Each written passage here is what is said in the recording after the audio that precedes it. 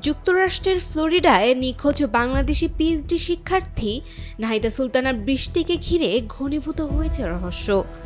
তার খোঁজে তল্লাশির মধ্যেই টাম্পা বে এলাকার একটি জলাশয় থেকে অজ্ঞাত দেহাবশেষ উদ্ধার করেছে police.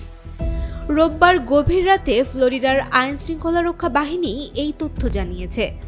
Hillsborough county sheriff office জানিয়েছে দেহাবশেষটি পিনেলাস কাউন্টিতে পাওয়া গেছে, তবে এটি কার দেহাবশেষ তা এখনও নিশ্চিত হতে পারেনি তারা।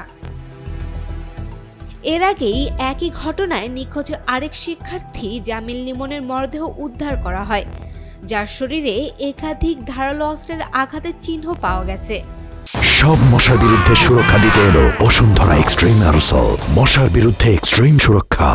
এ ঘটনায় লিমনের রুমমেট হিশাম আবু ঘারবিহকে গ্রেফতার করে 2টি হত্যার অভিযোগ আনা হয়েছে। পুলিশের তদন্তে উঠে এসেছে আরও ভয়াবহ তথ্য। ঘটনার আগে রুমমেট হিশাম অনলাইনে লাশ গুম করার উপায় খুঁজছিলেন।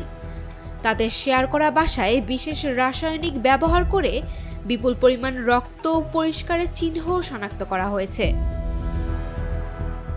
নিহতদের পরিবারের পক্ষ থেকে যৌথ বিবৃতিতে জানানো হয়েছে যেন লিমন ও বৃষ্টির মরদেহ ইসলামী শরিয়াহ ও ধর্মীয় রীতি অনুযায়ী দাফন করা হয়।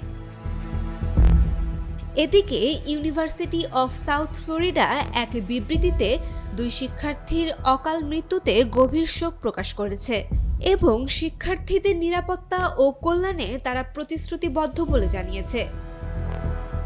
Saima Akter, Daily Sun.